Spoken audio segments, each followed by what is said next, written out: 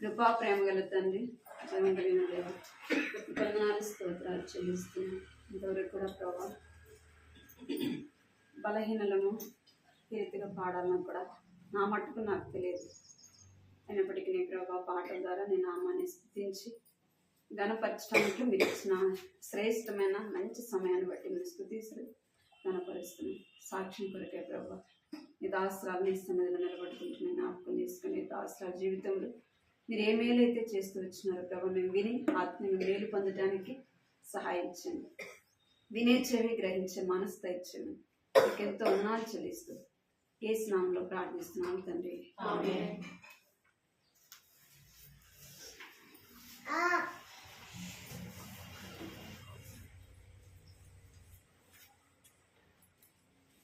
ఏది మనం అండి అంతా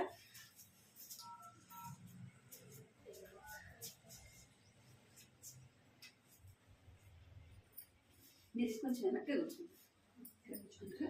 కొంచెం కాబట్టి కొంచెం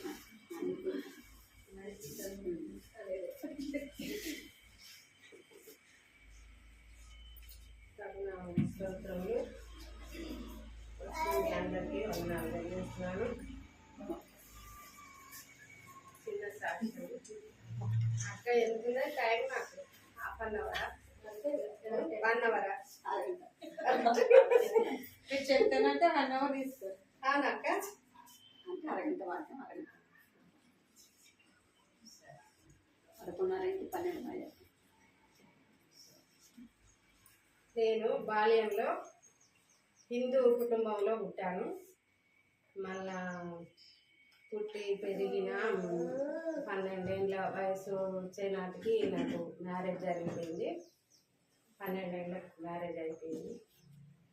తను ఎంప్లాయీ అనేసి చేసేది కానీ అప్పుడు అంత జ్ఞానం లేదు. చిన్నతనాన్ని పెళ్ళి అయిపోయింది. కానీ ఒక చిన్నతనాన్నైనా ఒకలాంటి గర్వం ఉండేది నాకు. ఏమని, ఆ నాయన ఎంప్లాయీ, 6 అన్నదమ్ములు, ఒక ఆడపిల్లను. అమ్మ నాకేంది నేను అంటే అది సహజంగా వచ్చింది. ఆ గర్వం అనేది మధ్యలో వచ్చేది, సహజంగా వచ్చింది అన్నమాట. అంటే జర కుటుంబం ఆడికాడికైనా జర మంచి స్థితిలో ఉన్న కుటుంబం కాబట్టి నాకు ఏంది, నాకు ఎవరితో ఏంది అనే స్కూల్కి పోయినప్పుడు కూడా వాళ్ళని కొంచెం మాసిన బట్టలు వాళ్ళని కూడా అసలు ముట్టుకోకపోవడం అప్పుడు అలాంటి అవి ఉండే అనమాట. ఇక కొంచెం దూరంగా ఉండడం చాలా హృదయంలో మాత్రం చాలా గర్వం ఉండేది. అది బయటికి కనబడదు. ఇక ఏమైంది, 12 ఏళ్ళకి మ్యారేజ్ అయిపోయింది. ఇక నన్ను అత్తగారింటికి పంపించిండ్రు. కానీ దేవుడు ఇక నాకు ఒక కొరత పెట్టిండు. 16 సంవత్సరం 17వ సంవత్సరం వచ్చేదాకా కొంచెం ఏం బాధ అనిపించలే. కానీ అప్పటి నుండి ఇక నాకు టార్చర్ వచ్చేసింది. ఇటు లోకము, అటు అత్తవారి కుటుంబంలో కూడా చాలా ఇబ్బందులు కరంగా మాట్లాడారు. సర్లే దేవుడు చూసుకుంటాడని నాకు దేవుడు అప్పుడు తెలియదు. దేవుడు అంటే ఎవరో తెలియదు. కానీ ఆ దేవుడు సువార్తకు వాళ్ళు వీళ్ళు ఎవరన్నా వాక్య పరిచర్యకు ఆ ఇళ్ళల్లోకి వస్తే నా మనసులో నేను అనుకునేది కానీ ఎవరితో అనుకునేది. జోలెలు తలిగించుకొని వస్తారు అడక తినటోళ్ళలాగా. అసలు ఏంటి వీళ్ళకు, అసలు ఎందుకు ఇట్లా చేయడం అని నా హృదయంలో అనుకునేది కానీ బయటికి ఎవరితో అనకపోయేది. లాస్ట్కు నాకు 20వ సంవత్సరం వచ్చింది. వచ్చిన తర్వాత ఒక సేవకుడు వచ్చి పక్కింటి దగ్గర ఇట్లా మరి ఆ స్త్రీల కూడికేనో మరి అది ఏం కూడికో నాకు తెలియదు. కానీ అప్పుడు ఆ టైంలో నాకేం అర్థం కాలే. నేను ఎందుకో అటు పోయి నా పక్కింటికి పోతే ఆయన ఎంత మధురంగా పిలుస్తాడు నన్ను అంటే, అమ్మ రండి నాన్న, కూర్చోండి నాన్న, రండి నాన్న. నా గురించి తెలుసు అప్పటికి అమ్మాయికి సంతానం కలుగుతలేదని తెలిసి పిలిచిండు. ఎందుకంటే పక్కిళ్ళు ఆ అమ్మాయి ఎవరు అని అంటే తెలిసి ఉంటుంది కదా. అయితే అమ్మ రండి కూర్చోండి నాన్న, ఇట్లా కూర్చోండి అని ఎంత ఆహ్వానంగా, ఎంత ఇట్లా ఒక్క దేవుడు మాట్లాడినట్టే నాకు ఎందుకో చాలా ఆదరణ అనిపించింది ఆ మాట. ఈయన మాట పెద్ద ఆయన కదా, ఆయన మాట తీసేయొద్దు కదా అనేసి నా హృదయంలో అనుకొని పోయి అట్లనే కూర్చున్నా. ఒక గుంజ ఉన్నది, పందిరి గుంజ లాంటిది. ఆ గుంజకు అనుకొని కూర్చున్నా. కూర్చోగానే ఆయన 1వ సమూయేలు గ్రంథము లో తీసిండు. ఆ మాటలు నాకేం అర్థం కాలేదు, కానీ నేను రక్షణ పొందిన తర్వాత 1వ సమూయేలు గ్రంథము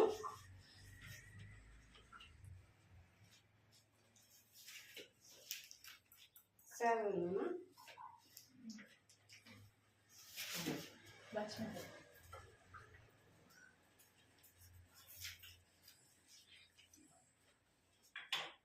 1వ సమూయేలు గ్రంథం 12, 13, 14. ఏలే అనగా హన్న తన మనసులోనే చెప్పుకొనుచుండెను, ఆమె పెదవులు మాత్రము కదులుచుండి ఆమె స్వరము వినబడక ఉండను గనుక ఏలి ఆమె మత్తురాలై ఉన్నదనుకుని, ఎంతవరకు నీవు మత్తురాలవై ఉందువు, నీవు ద్రాక్షారసము నీ యొద్ద నుండి తీసివేయమని చెప్పగా, అన్న అది కాదు నా ఏలినవాడా, నేను మనోదుఃఖము గలదానై ఉన్నాను. నేను ద్రాక్షారసమునైనను మద్యమునైనను పానము చేయలేదు గాని నా ఆత్మను యెహోవా సన్నిధిని కుమ్మరించుకొనుచున్నాను. అయితే ఈ మాటలు ఎందుకో ఈ 3 వచనాలు నా హృదయాన్ని బాగా తట్టినాయి. ఆ వాక్యం చెప్పిండు, అయిపోయిన తర్వాత ప్రార్థన చేసిండు ఆ సేవకుడు. చేసి అమ్మ మోకరించాను, నన్ను మోకాళ్ళ మీద కూర్చోబెట్టి నా కోసము ఈ వాక్యం చెప్పి ఈ ప్రార్థన చేసిండు. అప్పుడే అమ్మ నీ పేరు బుజ్జమ్మ, నా పేరు బుజ్జి అని, బుజ్జమ్మ కాదు నీ పేరు హన్న అని పేరు మార్చబడతాను ఇప్పుడే. ఎందుకో ఏంటో నాకు అసలు నా పేరు ఏంది హన్న ఏంది నాకు అసలు తను చేసిన ప్రార్థన వల్ల మాత్రం నాకు చాలా ఆదరణ. ఏందో నా హృదయం అంతా ఏడుతూనే ఉన్న హృదయంలో నాకు కారిపోదని ఆ గుంజ కొరిగి అట్టనే కూర్చున్నా. ఈ వాక్యాన్ని బట్టి నేను చాలా ఏడ్చేసిన. ఆ టైంలోనే ఏడ్చిన అప్పుడే ఇంత పెద్ద బొట్టు పెట్టుకునేది. ఈడ బొట్టు పెట్టుకొని ఆ బొట్టు నాకు అన్ని విరక్తి కలిగేసినాయి. ఆ ప్రార్థన, ఆ మాటలు, ఈ వాక్యము, ఈ అన్న అనే సహోదరి దేవుని పాద సన్నిధిలో ఇట్లా మోకరించి ప్రార్థించి తన హృదయంలో దేవునితో మాట్లాడడం, ఇవన్నీ నాకెందుకో చాలా నా హృదయాన్ని మొత్తం ఇట్లా కడిగేసినట్టు అయిపోయింది. నా మనసులో ఉన్న గర్వం అది ఇది అంతా పోయి ఆ బొట్టు తీసి నా గుంజకు అట్నే అతికించిన. ఎప్పుడు 1992లో అప్పటి నుండి మళ్ళా ఎవరికో తిరిగి చూడలే. ఇక అట్లా కొన్నాళ్ళు ప్రార్థన చేయడము, ఇదే వాక్యంతో నేను బలపడము, నా హృదయంలోనే దేవునితో మాట్లాడుకోవడం, అట్లా అట్లా అట్లా అట్లా కొన్ని 5-6 సంవత్సరాలు 7-8 సంవత్సరాలు అయింది దాదాపుగా. అయినా దేవుడు నన్ను కనికరించలేదు. నేను ప్రార్థన మాంతలేదు. నన్ను ఎవ్వరు ఆటంకపరిచే వాళ్ళు కూడా లేరు. ప్రార్థన వద్దు, నువ్వు పోవద్దు, చేయొద్దు, ఇది అది ఏమి నన్ను ఆటంకపరిచేవాళ్ళు. ఆయన ప్రేరుకు పోతా అంటే సరేమ్మ వెళ్ళు అని అనేది. తను కూడా మా ఆయన కూడా ఇంట్లో వాళ్ళు కూడా ఎవరు అభ్యంతపరిచేవాళ్ళు లేకపోతుండేది. నేను ఏమని ప్రార్థించుకునేదంటే నా హృదయం ఎప్పుడు తనతోటే పోరాటం చేసేది. దేవుడా అసలు నాకు ఏంటి తక్కువ ఏంటి, నేను ఒక స్త్రీగానే నన్ను సృష్టించినావు అందరిలాగానే, మరి నాకెందుకు ఈ కొత్త పెట్టినావు, నన్ను ఎందుకు అసలు ఈ లోకంలోకి ఎందుకు తీసుకొచ్చినావు, నాకు అందరిలాంటి సంతోషం నాకెందుకు ఇవ్వలేదు, ఏంటో చెప్పు, నాకు స్త్రీగా నేను పొందవలసిన ఈ కృప నేను ఎందుకు పొందలేకపోతాను, నాకు అసలు ఏంటి, నా కడుపులో ఏమన్నా తక్కువ ఉన్నదా, ఏమన్నా అవయవాలు తక్కువ పెట్టినవా, అసలు ఎందుకు తీసుకొచ్చినావు, నాకు ఈ కొరత ఏంది, లోకంతో చాలా బాధలు, ఈ గొడ్డువి అట్లా ఇట్లా చాలా ఇబ్బందులు, చాటుకు ఆ మరిది పిల్లల్ని ఆడబిడ్డ పిల్లలు ఎంతమందిని సాధినా కూడా 4-5 పెంచుకుంటూ పోయినా నా హృదయంలో నెమ్మది లేకుండా అసలే. లాస్ట్కు 97లో కాదు, అంతకు ముందే 5-6 సంవత్సరాల క్రితము వేరే ఊరు ట్రాన్స్ఫర్ అయ్యి వెళ్ళిపోయాను. తను నేను ఇద్దరమే వెళ్ళిపోయినాక ఆ గేర్లో రైల్వే క్వార్టర్స్లు, ఆ గేర్లో ఇటు లాస్ట్కు ఇల్లు అంటే 3వ ఇల్లు, అటు లాస్ట్ నుండి 3వ ఇల్లు నాది. అటు లాస్ట్కు ఒక ఆంటీ ఉండే, ఆమె కూడా లేటు ప్రెగ్నెన్సీ, ఆమె కూడా మన క్రైస్తవురాలే.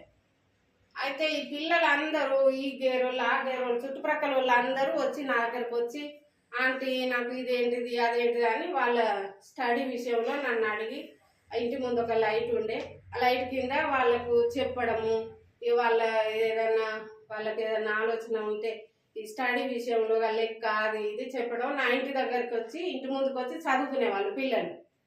ఆ లైట్ పోయింది, కొన్ని రోజుల తర్వాత లైట్ ఏందో ఎగిరిపోయింది, అది పైన బుగ్గ ఎగిరిపోతే వాళ్ళు రైల్వే వాళ్ళు వచ్చారు. అక్కడ ఆ చివరి ఆంటీ ఇంటి ముందు కూడా వాళ్ళ లైట్ బుగ్గ ఎగిరిపోయింది. బుగ్గ ఎగిరిపోతే రైల్వే వాళ్ళు వచ్చి నా ఇంటి ముందు బుగ్గ వాళ్ళు ఫిట్ చేస్తారు. ఫిట్ చేస్తా అంటే అక్కడున్న ఆంటీ ఏమంటారంటే 2 చేతులు పైకెత్తి అక్కడ ఆ గల్లికి జిబ అంటారు పిల్లలు. ఎందుకంటే ఇక్కడ ఈ కోర్స్ ఈ మధ్యలో ఉన్న కోర్సుకు నాకు సంతానం లేదు, ఆ పక్కకున్న ఆమెకు లేరు, ఈ పక్కకున్న ఆమెకు లేరు, ముందున్న ఆమెకు లేరు, 4 ఇళ్ళు ఒక కన్నే అయింది. ఆ వాడకు బాగా జిబ అంటారు పిల్లలు, 2 చేతులు పైకెత్తి ఇట్లా అంటాను. కళ్ళ నిండా చూసిన మాట, చెవుల నిండా విన్నా.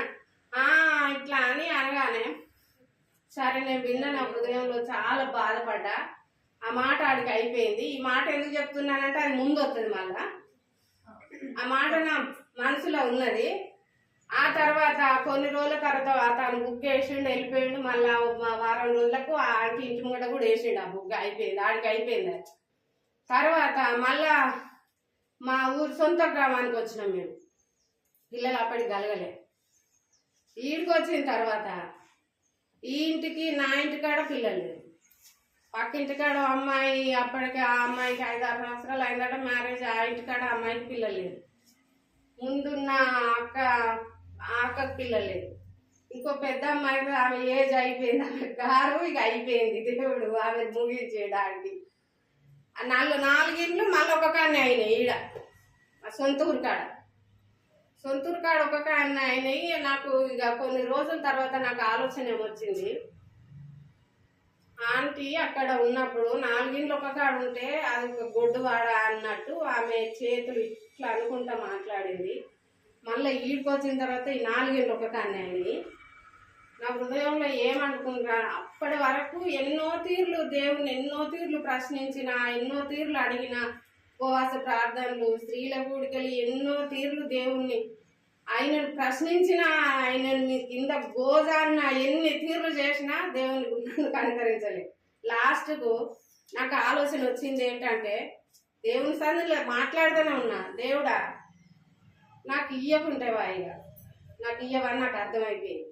నాకు ఇయ్యకుంటేవాయిగా నువ్వు నాకు దొరికినావు, నాకు చాలు, ఇక నేను అడగను, ఇక నిన్ను ఇంకొకసారి నాకు ఎందుకు ఇయ్యలేదని నేను ప్రశ్నించను, నేను అడగను. కానీ ఆమె ఆ అక్క లక్ష్మక్క కానీ వయసులో ఉన్నది, ఆమె కానీ ఈ పక్కకు పద్మ కానీ ఆ పెద్దమ్మ కంటే వయసు అయిపోయింది. ఇక నాకు ఇవ్వని నాకు అర్థమైపోయింది. నాకు ఇవ్వకుండా మంచిదే కానీ నువ్వు నాకు దొరికినావు, నాకు చాలు, ఆడికే నాకు చాలుగా. నన్ను ఇప్పుడు తీసుకుపోయినా నీ దగ్గరికి వస్తా. నేను నా హృదయంలోనే అదే రోజు నైట్ అనుకున్నా, తెల్లారంగా 3 గంటలకు నాకు కల వస్తుంది కదా. మా నాయన వచ్చి నిద్రపోయినా ఇట్లా దువ్వుతా అంటాను. అప్పటికైనా 20 years అయింది చనిపోయి. ఏ రోజు నా కలలో కానీ ఎప్పుడు కనబడలేదు. ఆ 20 years తర్వాత కనిపించి తల నిమురుతాడు.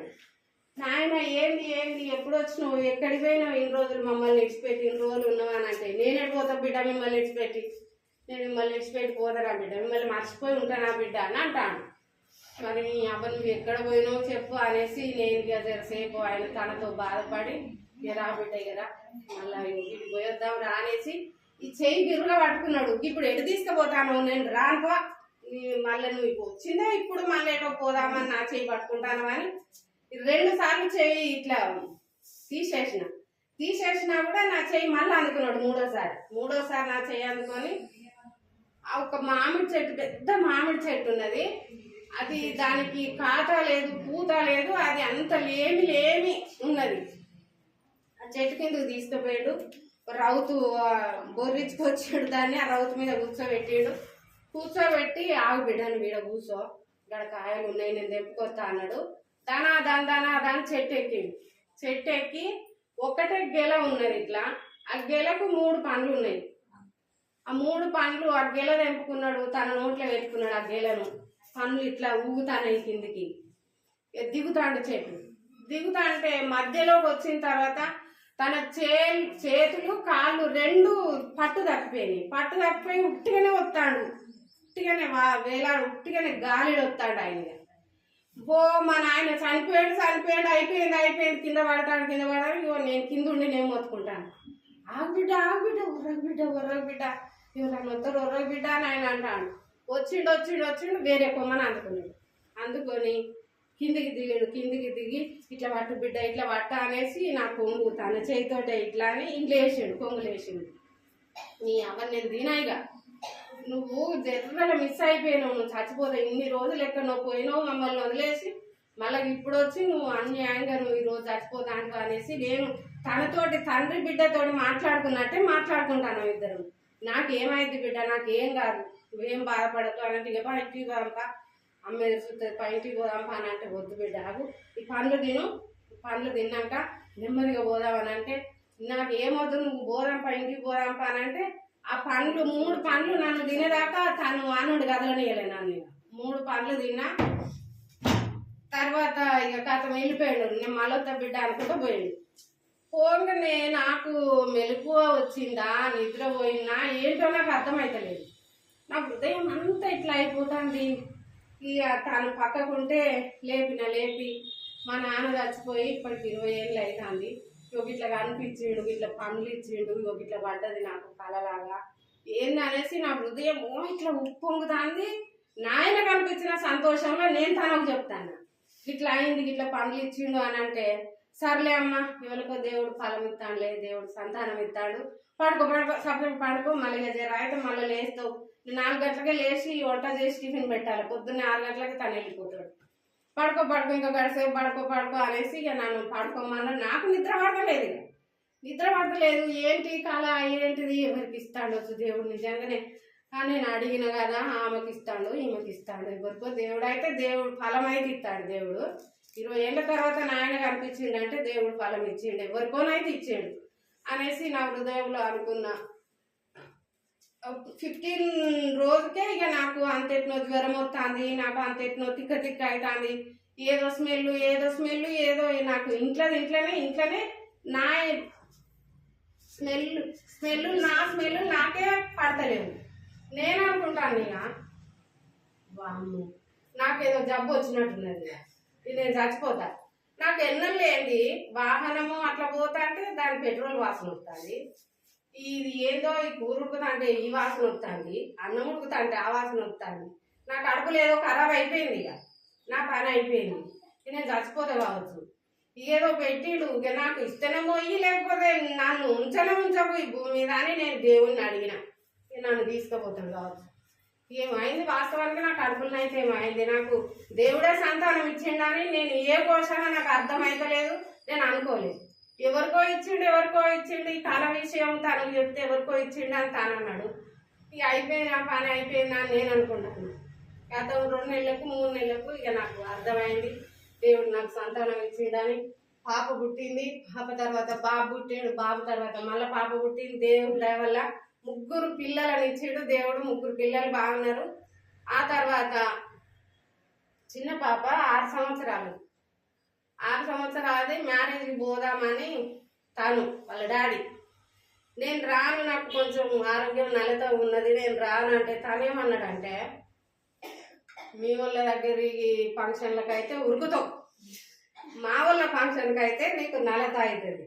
ఈ సైతాన్ని ఎప్పుడు పడుతుంది నాకు, ఇక నువ్వు ఎట్లా రావు అని అనగానే నన్ను ఇంత మాట అంటావు, అన్నిటికీ నేను పోతా, అందరూ నా వాళ్ళే అనుకుంటా, నువ్వు ఎట్లా అంటావు అనేసి ఇక నా హృదయంలో అనుకొని సరే బా రెడీ అవ్వలేదు ఏం లేదు ఇట్లనే బా అనేసి బయటికి వెళ్ళాను. నేను ఇక ఇక నీ వాళ్ళు నా వాళ్ళు అని ఎప్పుడైతే ఏర్పాటు చేసినావు ఇక బా నేను పై పోతావా అనేసి నేను బయటికి వెళ్ళగానే ఈ మిల్లికి ఏం చేసింది, అమ్మ నేను వస్తాను నా వెంట పడ్డది, చిన్నది వద్దు తీరా అని అంటే వినలేదు, వెంట పడ్డది వచ్చేసింది. ఆ మ్యారేజ్ చూసుకున్నాం. మళ్ళీ రిటర్న్లో వస్తా అంటే ఇంటికి వస్తా అంటే తను అటు కడ కూర్చున్నాడు, నేను మధ్యలో కూర్చున్నా సీట్ మీద, చిన్న పాప కిటికీ సైడ్ కూర్చున్నాడు. కిటికీ సైడ్ కూర్చొని ఇట్లా పెట్టుకున్నది చెయ్యి, అటు కూడా పెట్టలేదు, ఇట్లా కిటికీ కొడుకుతా ఇట్లా పెట్టుకుంటే ఆ బస్సు సూపర్ లగ్జరీ ఎదురుగా వస్తాను. ఎదురుగా వచ్చే బస్సు నేను ఆ సాతాను శోధన ఏంటంటే నన్ను ఇంత మాట నీ నా అని భేదం తీసుకొచ్చిండు అని నేను ఏం ఆలోచన చేస్తానో ఏం కథనో బస్సు ఎక్కగానే పోయేటప్పుడు ప్రేర్ చేసుకునేదాన్ని, బస్సు ఎక్కగానే పోతూ చేసుకునేదాన్ని, బస్సు ఎక్కిన తర్వాత దేవుడు వెనుక ముందుండి ఈ ప్రజలను అందరినీ కాపాడు దేవుడు అందరి కోసం. వాస్తవంగా మనం అందరి కోసం ఒక వాహనం ఎక్కినామంటే మన కోసం కాకుండా ఆ బస్సులో ఉన్న అందరి కోసం ప్రార్థన చేద్దాం. ఆ నైజం మన క్రైస్తవమైన మనకున్నది. నేను ఇట్లా ప్రార్థన చేసుకునేదాన్ని, అసలు నేను ప్రార్థన లేదు ఏం లేదు, ఈ మాట ద్వారానే బయటికి వెళ్ళినా మ్యారేజ్ చూసుకున్నా, ఎట్లొస్తానమో ఏడ కూర్చుంటానమో ఏం కాదు నాకు ఏం అర్థమైతే లేదు. సూపర్ లగ్జరీ బస్సు ఎదురుగా వచ్చింది. ఈమె ఈ చిన్న పాప ఉన్న ఆ కిటికీ దగ్గరనే గుద్దింది. అది ఎట్లా గుద్దింది ఏం కథ ఏమైందో ఏంటైందో నాకు ఏం అర్థం కాలేదు. ఈ చేయి అయితే దాని పప్పు అయిపోయింది. ఒక్కదానికే తగిలింది దెబ్బ, మరి ఎవ్వరికి తగలేదు, ఎవ్వరికి ఏ హాని జరగలేదు. నా చిన్న పాపకు ఒక్కదానికే ఈ చెయ్యి ఈ నుండి మోచేయి నుండి వీడికి తుక్కు అయిపోయింది. ఈ రెక్క ఈ దండ రెక్కలు ఎరిగింది, అది ఇరిగింది. ఆడికి ఇక నేను అనుకుంటాను అప్పుడు దేవుడు గుర్తుకొచ్చింది. మళ్ళా దేవుడు ఈ శోధన ఏందో మరి ఎందుకు పెట్టినో ఏడుస్తా ఉన్నా. కొంచెం చీకటి అవుతుంది, ఎవరు లేరు, ఎక్కడ చూసినా ఎవరు లేరు. రాయనపల్లి స్టేషన్, రాయనపల్లి దగ్గర ఆ పోలీస్ స్టేషన్ నుండి పోలీసు వాళ్ళు వచ్చిర్రు, అటు వచ్చిర్రు ఇటు వచ్చిర్రు. ఏమైతుందో ఎటు పోతానమో, ఈ చెయ్యి ఏమైతుందో, ఈ పిల్ల ఏమైతుందో, నేనేమైతానో, తండ్రి ఎక్కడ పోతాడో, ఇటు ఏమైతుందో నాకు ఏం అర్థమైతలేదు. మొత్తం శోధన మొత్తం నాకు చాలా సైతాన్ శోధన అయిపోయింది. ఆ రోజు ఆ పిల్లను నన్ను ఆ ఏరియా ఆసుపత్రి జనగాం తీసుకెళ్ళాను అంటే ఆ డాక్టర్ చూసి అమ్మ పాపం చెయ్యి తీసేస్తారమ్మా, ఇక్కడ కానే కాదు ఈ కేసు, హన్మకొండకు తీసుకోపోండి అని అంటే మళ్ళీ ఆడ అంబులెన్స్ మాట్లాడుకొని హన్మకొండకు తీసుకొచ్చినాం. హన్మకొండకు తీసుకొస్తే ఆడ రోహిణికి తీసుకుపోయినాము, అండ్ల పట్టలేదు. ఇంకేంటిది ఇంకేదో తీసుకుపోయినారు, అండ్ల పట్టలే. మూడోసారి లైఫ్ లైన్ హాస్పిటల్ అని హన్మకొండలో ఆ హాస్పిటల్ తీసుకుపోతే అమ్మ పిల్ల పాపం ఎదిగే పిల్ల కదా అమ్మ, చెయ్యి తీసేస్తారమ్మా, ఇక్కడైతే ఈ ట్రీట్మెంట్ ఇక్కడ అందనే అందదు ఆ పాపకు. చాలా మేజర్ యాక్సిడెంట్ అనమాట. సూపర్ లగ్జరీ వచ్చి కిటికీని గుద్దిందంటే అది ఎంత పెద్ద యాక్సిడెంటో మనం ఆలోచించుకోవచ్చు. ఇక్కడ పాపం పిల్ల ఆగమైద్దమ్మా, ఇక్కడ వద్దు ఈ ట్రీట్మెంట్ ఇక్కడ ఆ పిల్లకి అందనే అందది, నిమ్స్కి తీసుకెళ్ళండి హైదరాబాదు అంటే అప్పటికి 9:10 అవుతుంది టైం. ఆ నైటు హన్మకొండల వాళ్ళు తాత్కాలికంగా చిన్న కట్టేసారు చేతికి, 3 చుట్టాలు పడ్డాయి చెయ్యి ఇట్లా ఉడిదిరిగిపోయి. ఆ నుండి నిమ్స్కి తీసుకుపోదామని అంబులెన్స్ మాట్లాడుకున్నాము. మాట్లాడుకొని నిమ్స్కి పోయే వరకు ఇక టైం ఎంత అయిందో టైం చూస్తలేదు. నాకు ఏడుకున్న అది నా బాధ నాకే ఉన్నది. ఇక పిల్ల ఎట్లాగూ తీసేస్తారు, ఇక అయిపోయింది నా బిడ్డ పని, ఒకటే చేయి మిగిలితో ఏమో. దేవుడు పిలిచి ఇచ్చిన పిల్ల ఇది, ఆ చెట్ల ఇది దేవుడా నాకు ఎందుకు ఈ శిక్ష అనేసి ఏడ్చుకుంటా నిమ్స్కి పోయిన తర్వాత డాక్టర్ వచ్చి చూసిండు. అంబులెన్స్లు ఉండగానే వెనుకకు జరిగిండు. ఆయన భయపడ్డాడు, ఆ చేయి చూసి భయపడ్డాడో మరి ఆయన హృదయంలో ఏమనుకున్నాడో నాకు తెలియదు, కానీ గూహు అన్నాడు ఒకటేసారి.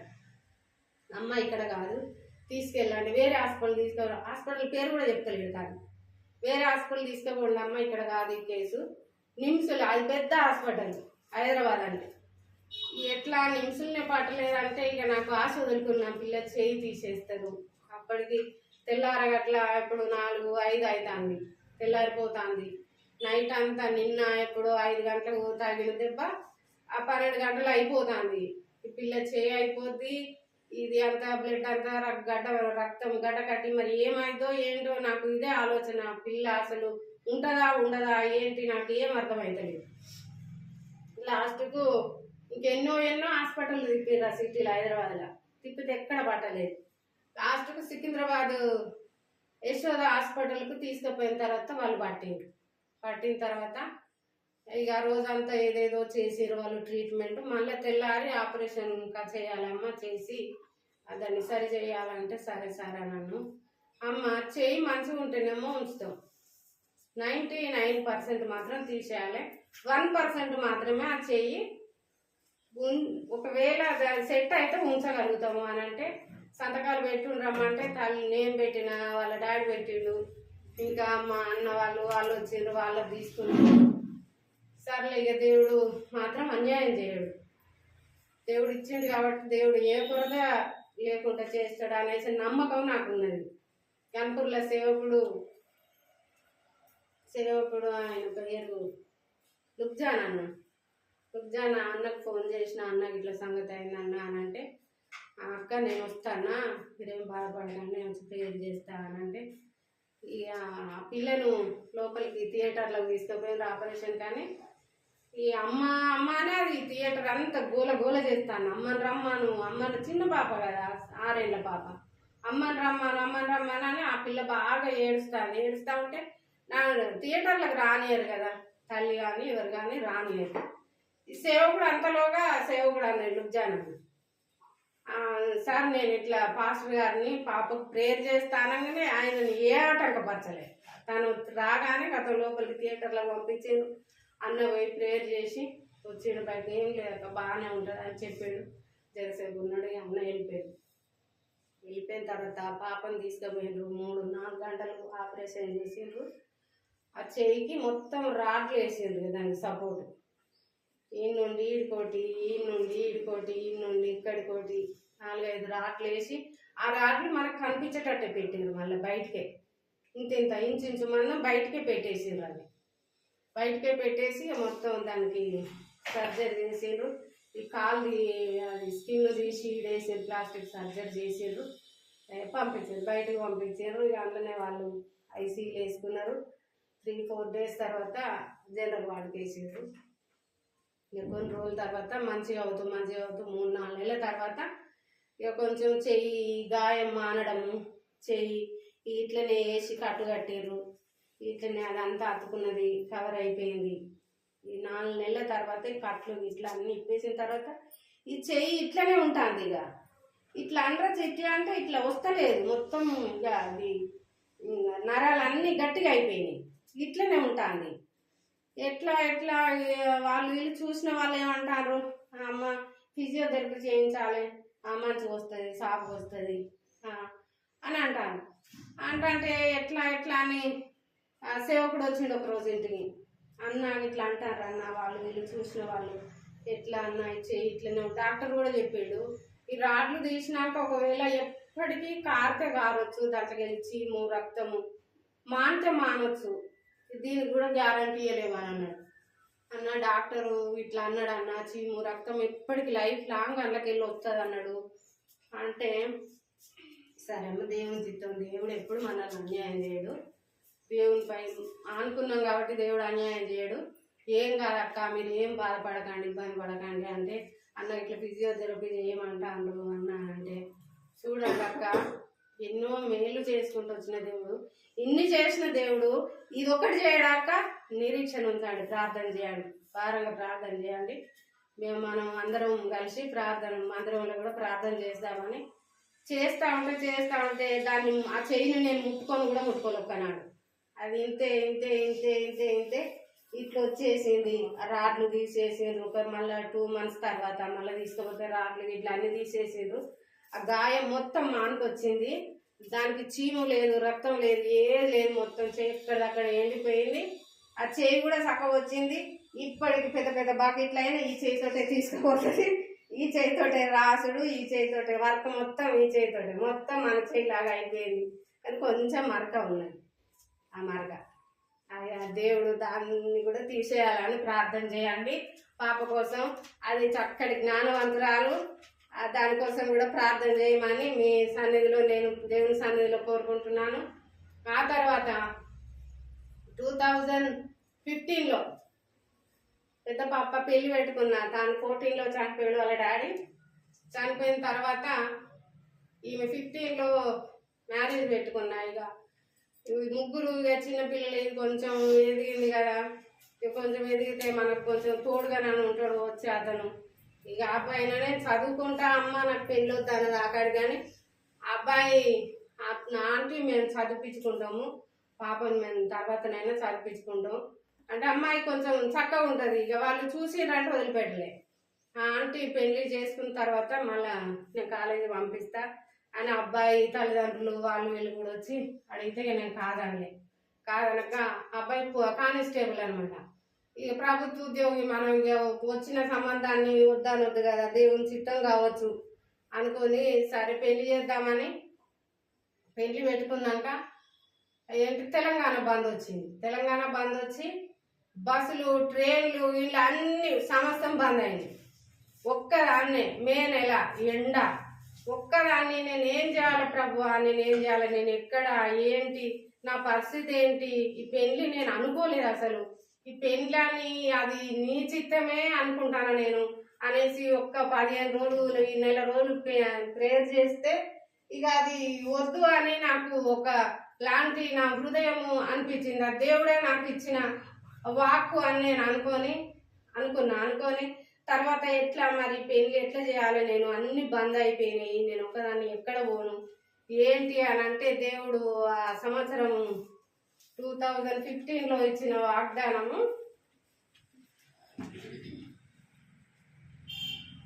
నీ దేవుడనైనా యెహోవా నాకు నేను భయపడకుము, నేను నీకు సహాయం చేసేదని చెప్పచ్చు, నీ కుడి చేతిని పట్టుకొని చున్నాను.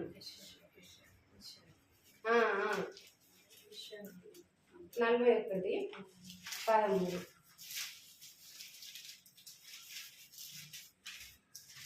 నీ దేవుడనైన యెహోవా నాకు నేను భయపడకుము, నేను నీకు సహాయం చేసేదనని చెప్పుచు నీ కుడి చేతిని పట్టుకొంచున్నాను. ఈ వాగ్దానము నాకు ఈ వాగ్దానం అయితే ఇచ్చిండు దేవుడు. అయితే నన్ను అన్యాయం చేయడు, నన్ను ఈ ప్రజల ఎదుట, ఈ లోకం ఎదుట నన్ను చల్లగానే ఉంచుతాడు. నేను ఆయనపై ఆడుకున్నా, నా పిల్లలు చిన్న పిల్లలు, నేను ఒక అనాథలాగా, నేను ఇంటికాడ కూడా నాకు కొంచెం ఇబ్బందులు ఎదురైనాయి తను చనిపోయిన తర్వాత. ఇక పిల్లల్ని బానిసల్లాగా చూడడము సొంత ఇంటికాడ, ఇక అమ్మో ఈ బాధలు ఇట్లాంటివి నేను పడలేను అనేసి ఇటు అమ్మోళ్ళు ఇటు సైడ్ వచ్చి అక్కడ కిరాయికున్నా కానీ ఎవరు సహకరించేవారు లేదు. ఎట్లా నా పరిస్థితి అంటే వాగ్దానం చూసి నేను చాలా ఆదరణ పొందుతాను. దేవుడు నాకు తోడుగా ఉంటానని నాకు వాగ్దానం చేసిండు కదా. ఈ వాగ్దానం ఈ వాగ్దానం ఎట్లాగూ నా జీవితంలో నెరవేరాలి. అమ్మాయి పెళ్లి ఏ కొరత లేకుండా అమ్మాయి పెళ్లి కావాలని ఒక నెల రోజులు ప్రార్థిస్తే, ఆ తర్వాత ఆ పెళ్లి రోజు కూడా 10 మంది సేవకులు వచ్చిర్రు, సేవకురాళ్ళు వచ్చిర్రు, బంధువులు వచ్చిర్రు. వాళ్ళు ఎట్లు వచ్చిర్రో నాకు తెలియదు. మంచి ఆదరణ, మంచి జయము, దేవుడిచ్చిన జయమే అనుకున్నా నేను. కానీ పెళ్లి మాత్రం చాలా బాగా ఘనంగా జరిగింది, దేవుడే జరిగించిండని నేను మాత్రం విశ్వసించిన. దేవునికే మహిమ కలిగింది. ఆ సంవత్సరం పాప పెళ్లి, ఆ పాపకి 2 పిల్లలు, ఆయన కానిస్టేబుల్. ఆ కుటుంబం కోసం కూడా ప్రార్థన చేయండి. మళ్ళా పోయిన సంవత్సరం కూడా ఏంటంటే వాగ్దానము,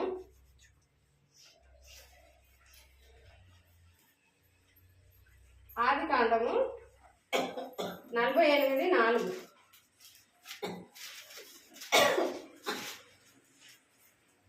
ఇదిగో నీకు సంతానాభివృద్ధి పొందించి నేను విస్తరింపజేసి నీవు జనముల సమూహం అగునట్లు చేసి నీ తరువాత నీ సంతానమునకు ఈ దేశమును నిత్య స్వాస్థ్యంగా ఇచ్చేదనని సెలవిచ్చింది. అయితే తను చచ్చిపోయి అప్పటికి 9 years అవుతుంది. పిల్లలు కొంచెం కొంచెం ఎదిగిండ్రు.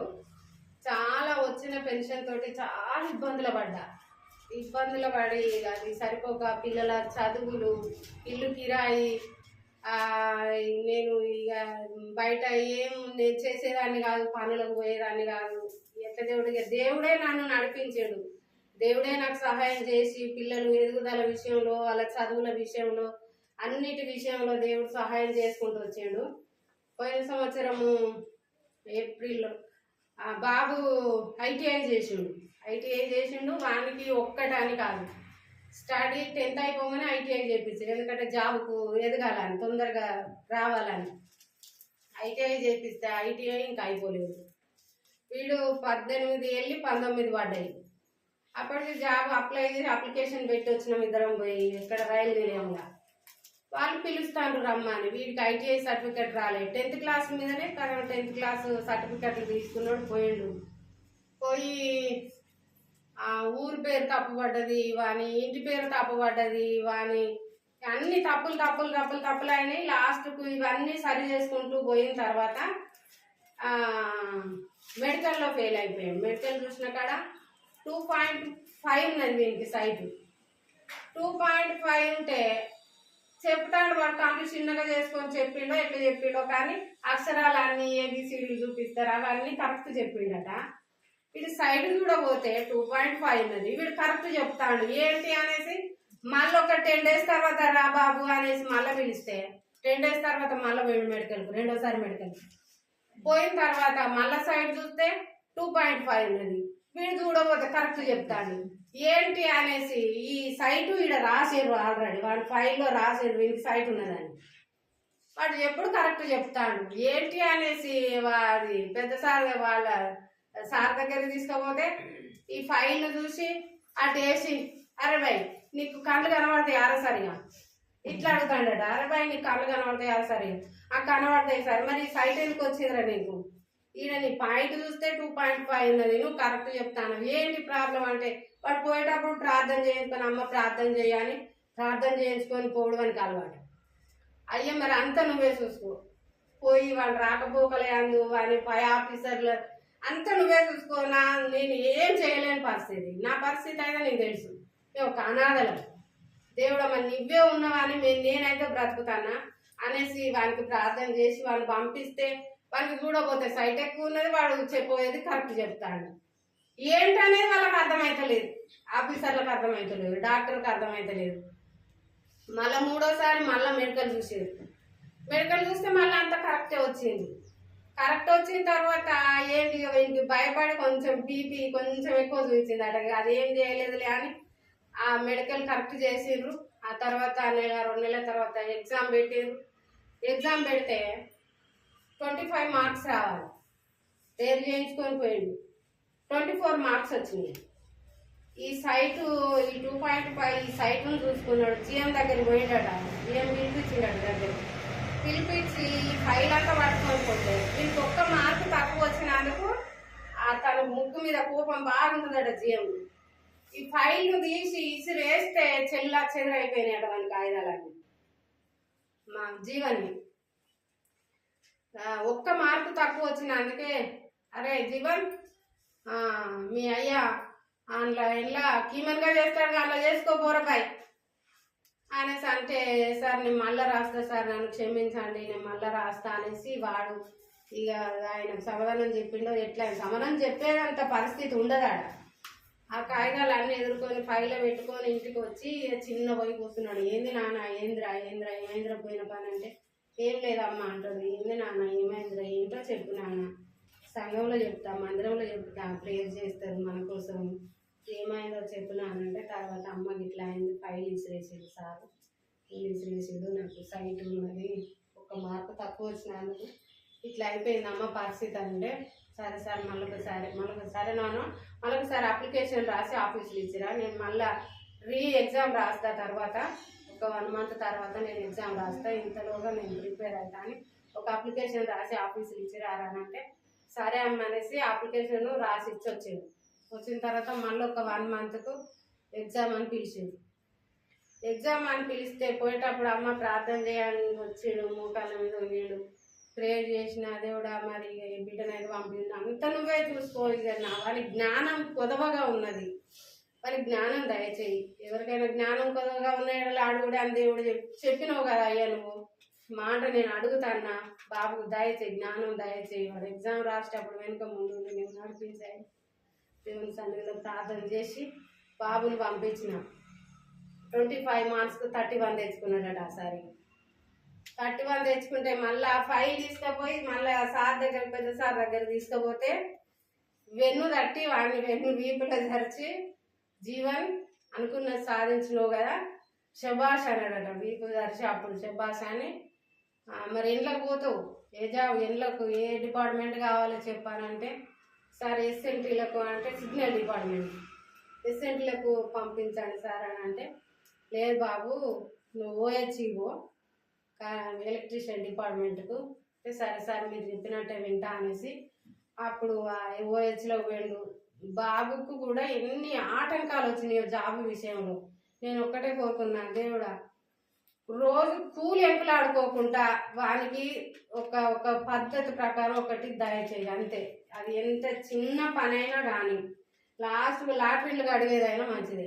రోజు కూలి ఎంకులాడుకోవద్దు నా కొడుకు అనేసి దేవుని సన్నిధిలో అంత తక్కువ దిగజారిపోయి నన్ను నేను తగ్గించుకొని ఆ చిన్నప్పటిది నాకు ఊకే గుర్తుకొచ్చేది. నేను ఎంత హృదయంలో గర్వించేది. దేవుడు నన్ను ఎంత దీన స్థితికి తెచ్చిండు తను చనిపోయిన తర్వాత.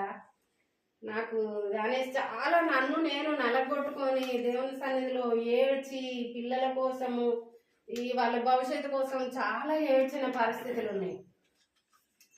లాస్ట్కు నేను అడిగింది ఒకటే, ఈ లాటరీలు అడిగినా మంచిదే, అలాంటి జాబ్ ఇచ్చినా మంచిదే, కానీ రోజు కూలి ఎంకులాడుకోకుండా వారికి ఒకటి దేవుడా అని దేవుని సన్నిధిలో ప్రార్థించినప్పుడు దేవుడు అంత దీన స్థితిలో ఇయ్యలేదు, కానీ దేవుడు తలగానే ఉంచాడు.